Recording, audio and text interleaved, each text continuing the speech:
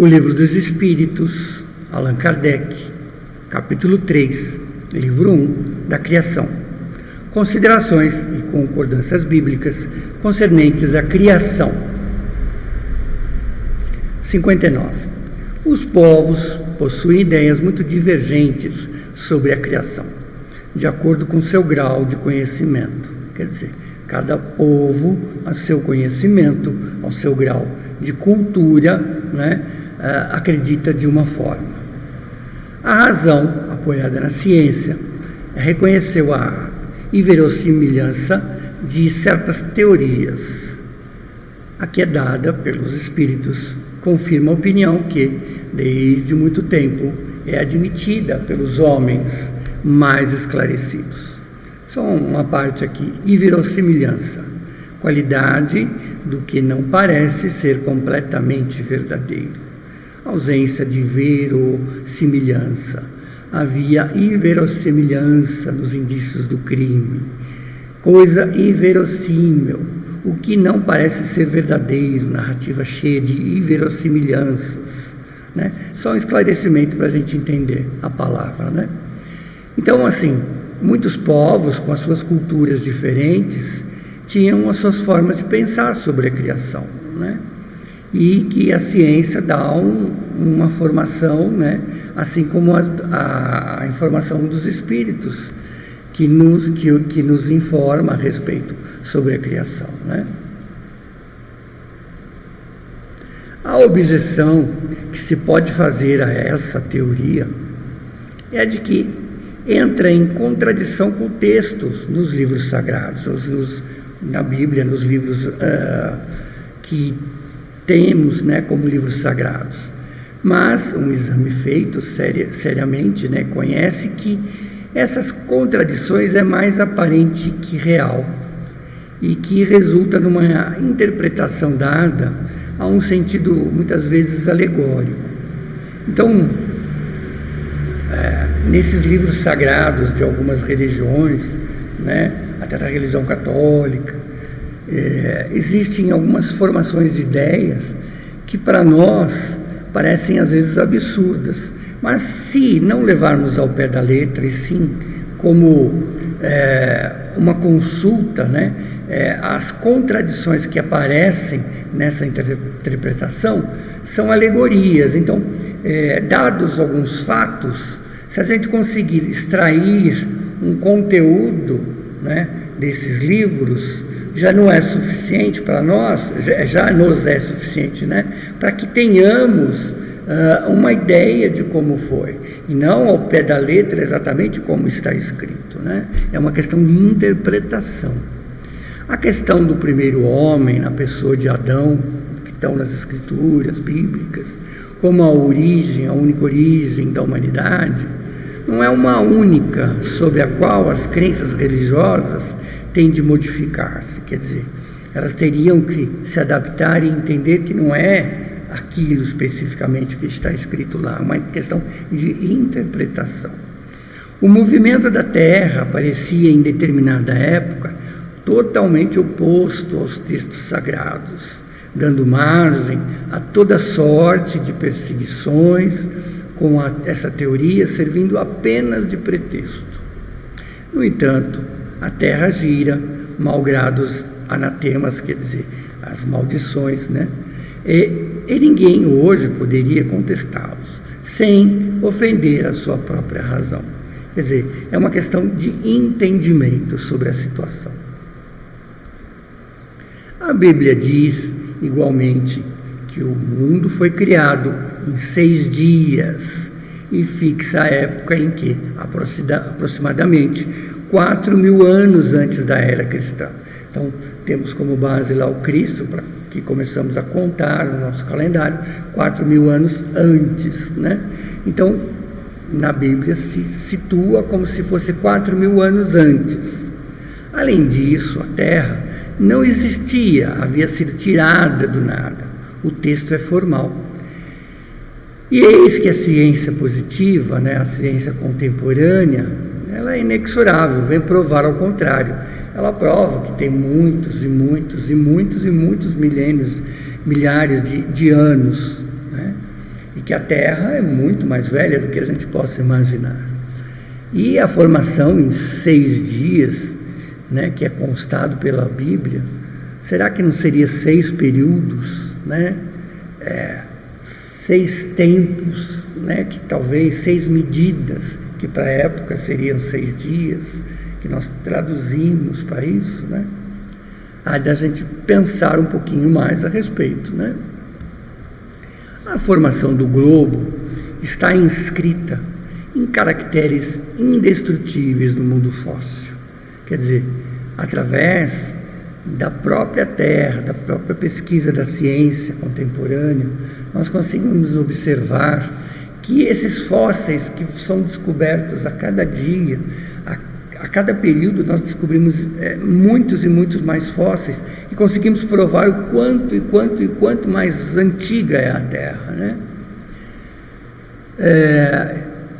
E está povoado que os 6 dias da criação foram outros tantos períodos, quer dizer, como nós comentamos lá, períodos, cada um podendo durar várias centenas de milhares de anos. São eras, por exemplo, do gelo, e depois da descondensação desse gelo, depois a sobrevivência, depois novamente o novo ciclo. Isto não é uma teoria, uma doutrina, uma opinião isolada, é um fato constante, como a do movimento da Terra, e que a teologia não pode se recusar a admitir. Quer dizer, por mais crentes, né, amigos de uma religião, frequentadores de uma religião, a gente não pode fechar os olhos, virar as costas para as informações que nos são dadas e que são provadas por A mais B, que a Terra é muito mais velha, né? Até o próprio movimento circular da Terra, que acreditava-se que a Terra era plana, que a Terra não se movimentava, cada um, né, quem movimentava-se era o Sol. Então tudo isso foi provado, mostrado para nós que é possível, né? E que não temos como admitir diferente. Prova concluente do erro no qual se pode incidir, ao tomar ao pé da letra, as expressões de linguagem muitas vezes figurada, que estão nas interpretações das Escrituras. Isso leva a concluir que a Bíblia é um erro. Essa é a pergunta que os Espíritos nos fazem. Será que é um erro? A resposta é bem clara que não, mas que os homens se enganaram a interpretá-la. Quer dizer, com o passar das traduções, inclusive, né, das considerações, interpretaram de forma errônea. A ciência, ao escavar os arquivos da Terra, quer dizer, com os fósseis, né, tem reconhecido a ordem nas quais os diferentes seres vivos aparecem em sua superfície. E sua ordem está concórdia à indicada na Gênese bíblica. Quer dizer, ela mostra a Gênese bíblica está de acordo, só que cada vez mais mostra-se, né, que o quanto mais antiga é a Terra, quantos seres viventes foram criados e foram precedidos, né, às suas origens, com a diferença que essa obra, em lugar de ter saído miraculosamente das mãos de Deus, ou seja, Deus criou e colocou o homem na terra, ou os seres na terra, em algumas horas, realizou-se sempre por sua vontade, mas segundo a lei das forças naturais, em alguns milhões de anos, ou seja, através da evolução, né? Seria Deus menor e menos poderoso por isso? Não, é a criação dele, de forma dele, né? Nada dá saltos, né? Tudo é vagarosamente, né, colocado a seu ponto, a sua medida, a sua evolução. Sua obra é menos sublime por não ter prestígio de instantaneidade, só porque Deus, a gente consegue, a ciência, provar que não foi instantaneamente que Deus criou tudo, né? Será que ele seria menos por isso? Não, né? Aqui evidências mostram que ao longo da evolução foram criando-se seres, né, desde a criação do nosso planeta. Evidentemente que não. Seria julgar a divindade sobre um ângulo bem mesquinho para não reconhecer a sua onipotência nas leis eternas, que estabeleceu para reger os mundos. A ciência, longe de diminuir a obra divina, quer dizer, a ciência ela não vem para destruir, né, o que se conheceu com os livros sagrados, né? Mas ela vem agregar, ela vem acrescentar através de fatos, né? Através de provas. Nola revela sobre um aspecto mais grandioso e mais conforme as noções que temos de poder e de majestade de Deus. Quer dizer, o quanto mais ela prova, o quanto mais sublime é Deus, o quanto mais eterno é Deus, o quanto mais poderoso é Deus, pelo fato mesmo de ter ela se cumprido sem derrogar as leis naturais. Quer dizer, os fatos que a ciência mostra, que nada foi derrogado. A lei da evolução, a lei de um ser sustentar o outro, né? E dar origem a outro, a lei da reprodução. Ele não foi lá e criou tudo e pronto, né? Tudo a seu tempo, a seu minuto, a sua transformação. O próprio planeta não era um planeta como é o nosso planeta na antiguidade, né? Na época, por exemplo, dos dinossauros, era um outro tipo de planeta, era um planeta mais bruto, né? E depois os seres que vieram vindo, né? Que vieram agregando, se transformando e chegando aos seres que vivem hoje, até os seres humanos que vivem hoje, né? A ciência mostra a evolução do homem, né? Os homens que viveram em várias épocas no planeta. A ciência, em concordância com Moisés, neste ponto coloca o homem em último lugar na ordem da criação dos seres vivos. No entanto, Moisés coloca o dilúvio universal no ano de 1654, na formação do mundo, enquanto que a geologia nos mostra o grande cataclisma como tendo ocorrido anteriormente à aparição do homem, tendo em vista que até agora não se encontra nas camadas primitivas nenhum traço de sua presença, nem da presença dos animais, que sob o ponto de vista físico são de mesma categoria. Quer dizer, mostra o andamento de como foi a evolução aí, né?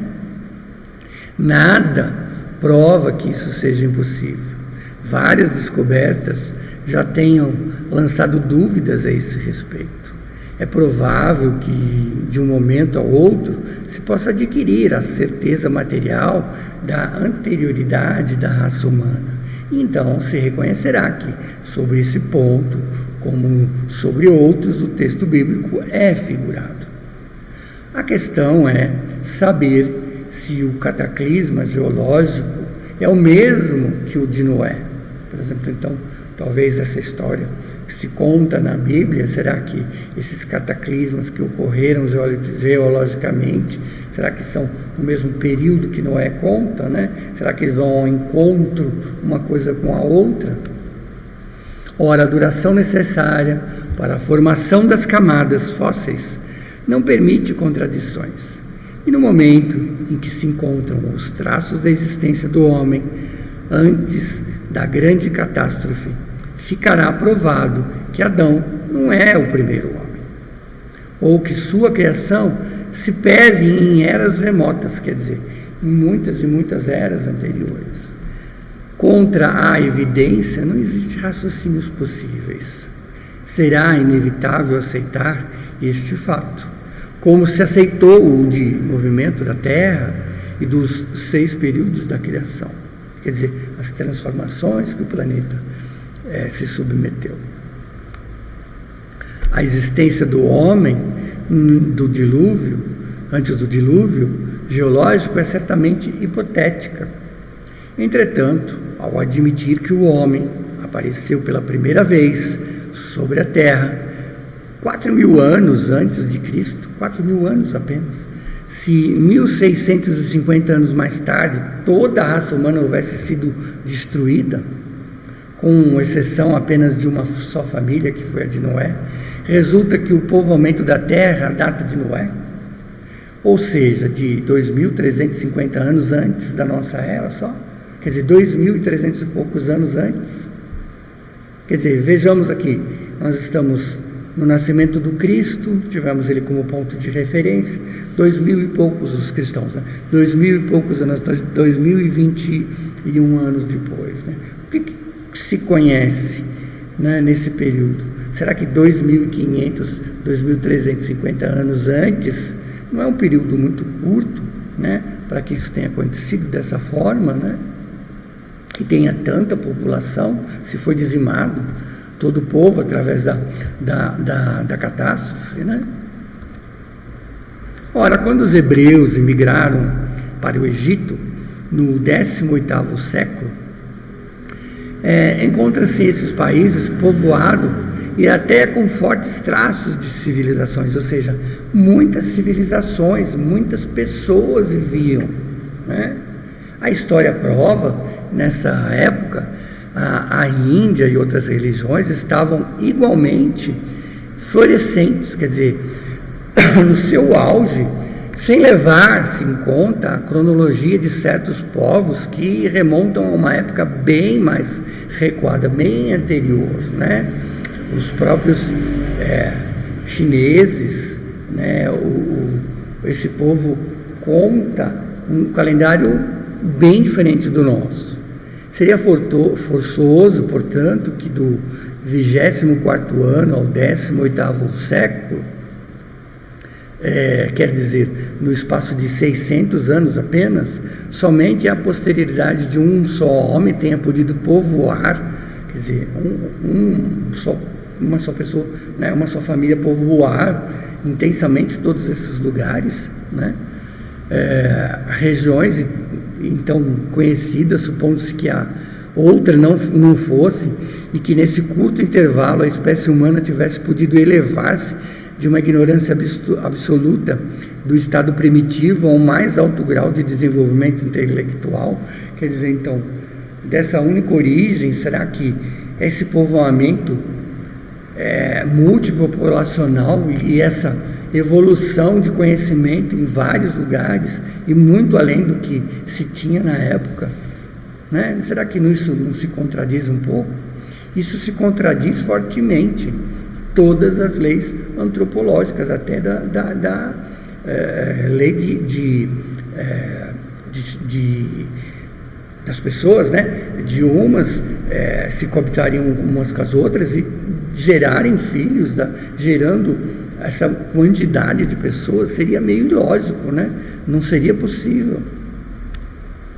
A diversidade das raças vem ao encontro desta opinião. O clima e os hábitos produzem, sem dúvida, alterações nas características físicas, mas sabe-se até onde pode chegar a influência dessas causas.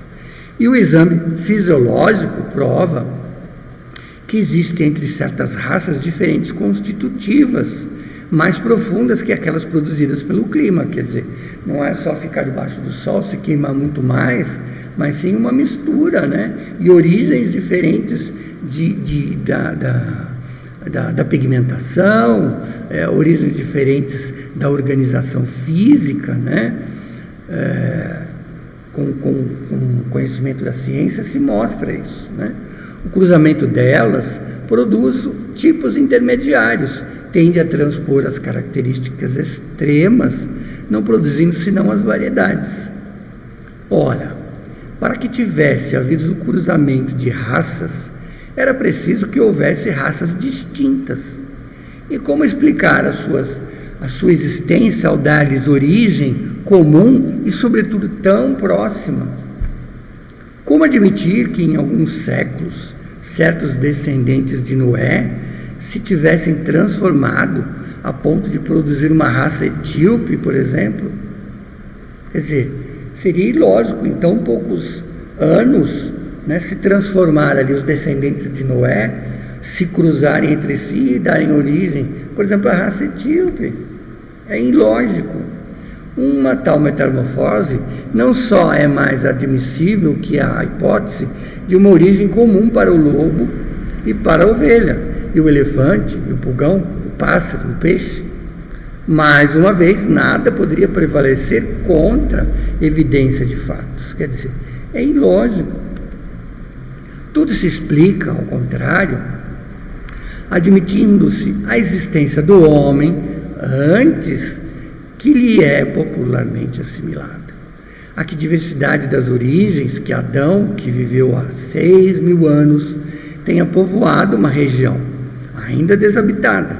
O dilúvio de Noé como uma catástrofe parcial, equivocadamente tomado por um cataclismo geológico, tendo-se em conta, enfim, a forma alegórica peculiar ao estilo oriental e que se encontra nos livros sagrados de todos os povos.